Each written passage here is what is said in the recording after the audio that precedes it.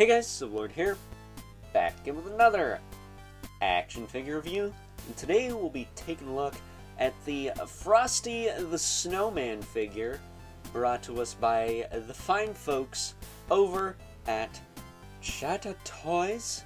That said, I can't help but feel that something is missing here. Oh, of course. Thanks, Hocus Pocus.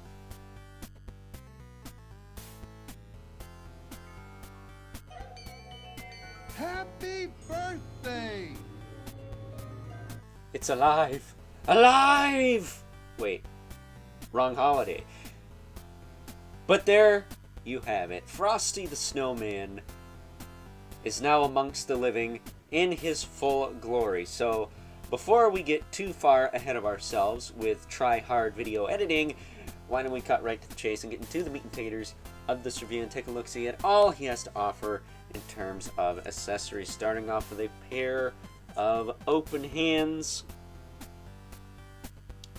which not for nothing, I rarely ever noticed Frosty has fingers. I thought he just had like mitten hands, but I guess that makes sense because in the cartoon he does count to what, 4 or 5.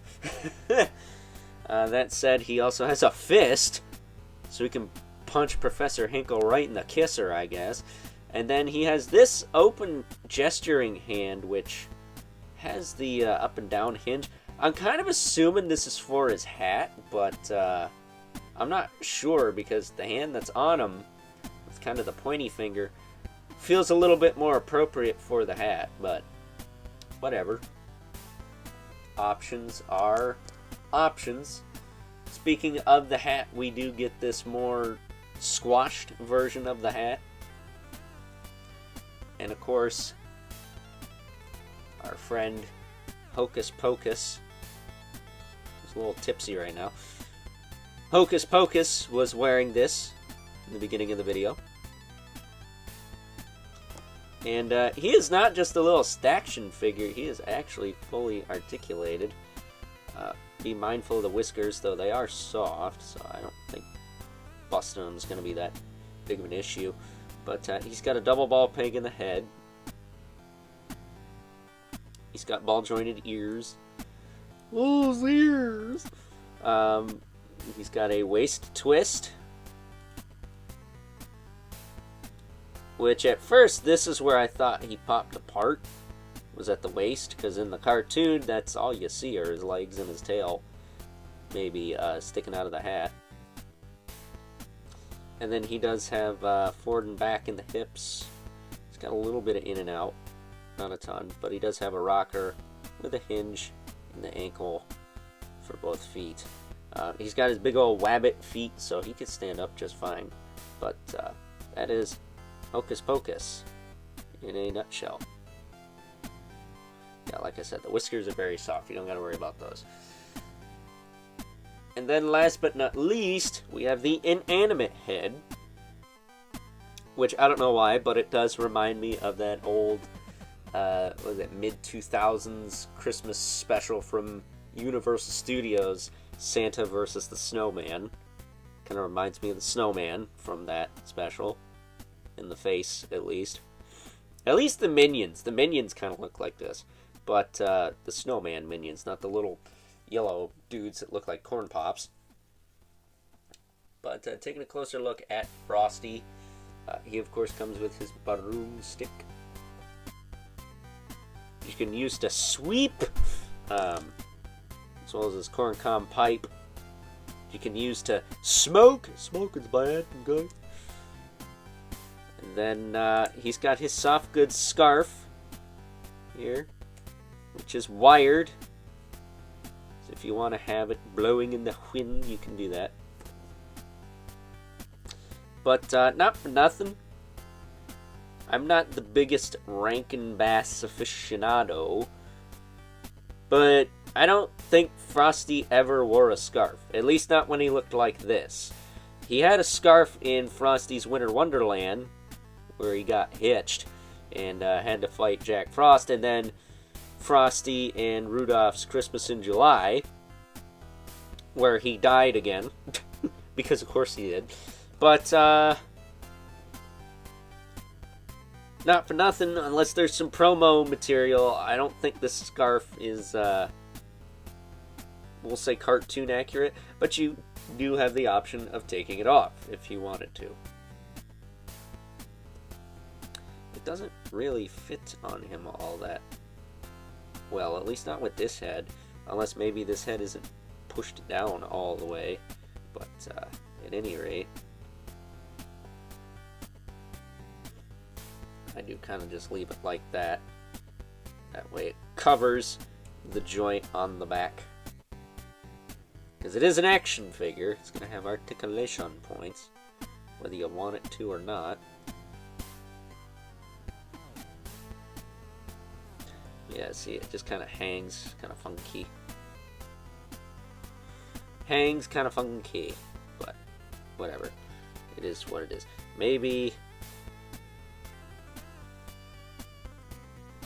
that's why it's doing that. It is loosened, I think. Do this. Yeah, there we go. That is why it is doing that. It is loosened on me.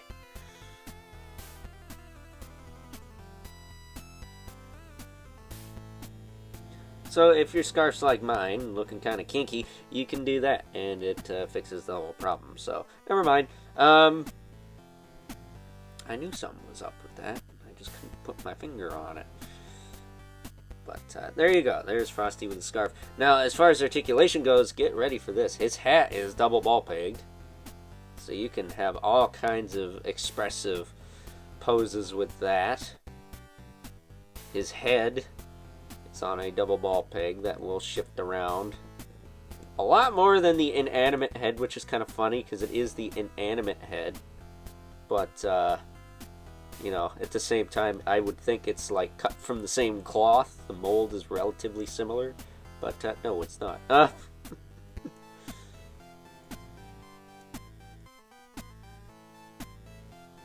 Setting that there. His shoulders go out pretty far, back down, rotate forward and back. He does have single jointed elbows. They give you like 90 freaking degrees, which is pretty good for a chubby fella.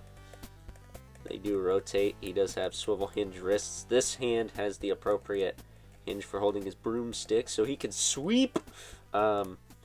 This hand just moves in and out, but that's fine. It's kind of a pointy hand.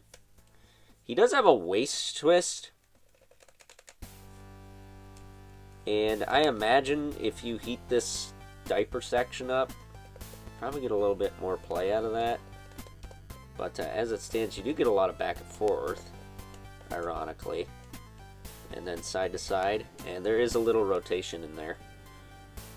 And as far as the legs go, you can kick them forward and back, out to the side a little bit, back down. I will say this side on mine is a little hindered, but this is a soft piece. Maybe all I gotta do is heat it up, push it up a little bit more. But at any rate, he's got nothing in the knees, which kind of sucks because, you know, you can't do the thumpity thump thump thing. But at the same time, it is frickin' Frosty. He doesn't need to be doing like ninja flips and crap, so I guess that's fine.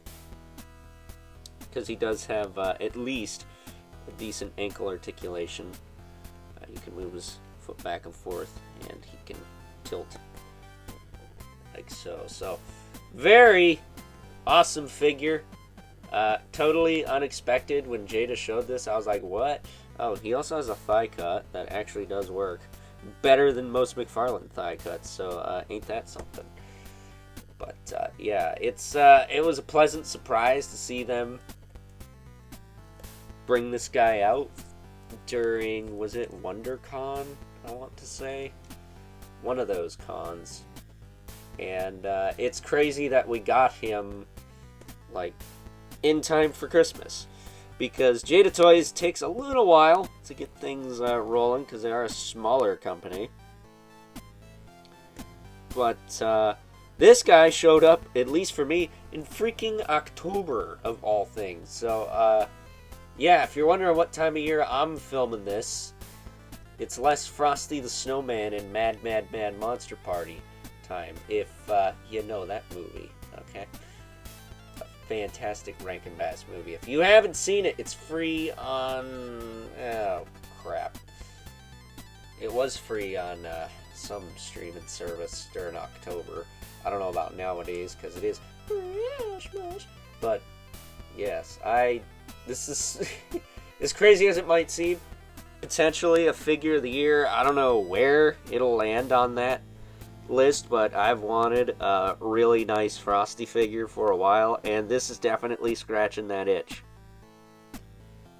And I can't believe I live in a time where Frosty the Snowman is of the same regard as the Mythic Legion's Maxilius the Harvester, or the Savage Crucible Nashorn the Disinherited, or even the Four Horsemen Figura Obscura, like Jersey Devil. Like, for real, what the heck is going on here? But bringing Hocus Pocus back in, so we can bring in our two regulars. Mythic Legions. Speaking of Mythic Legions, Brother Mandibilith. Just push this in a little bit so he's not blocked by his broomstick. There we go. The Mythic Legions, Brother Mandibilith, as well as the infamous 11 Spawn, who I doubt is towering over everyone today. Actually, he is. He's taller than Frosty with his hat. That is surprising, but I guess you can't keep a good old Al Simmons down, can ya? Bow, wow, wow, wow. So, with that being said, it's time now that we wrap things up with some final thoughts. Overall, and as crazy as it might seem, I have to be 100% honest with you guys in saying that good old Frosty the Snowman here by the fine folks over at Jada Toys is quite possibly a contender for Figure of the Year. I don't know if he's going to be in the top 5 or anything like that. Let's not get too crazy with my Christmas high, but this is a fantastic figure, especially if you're like me. You absolutely adore the old school Rankin Bass Christmas specials. This is a must-have. I think it's worth the money. You know, we've been paying $50 for figures like this from Super 7 that aren't nearly as nice in terms of quality, so it's nice to see something that costs the same price that is of certain quality. And I wouldn't be surprised if moving forward we see characters like a heavily Chuck Jones inspired Grinch with Max. I'm hoping that's what's coming down the pipeline for Jada's holiday line, but we'll just have to wait and see, I guess. So with that being said, I hope you guys enjoyed this review, and I'll be back on Christmas Day.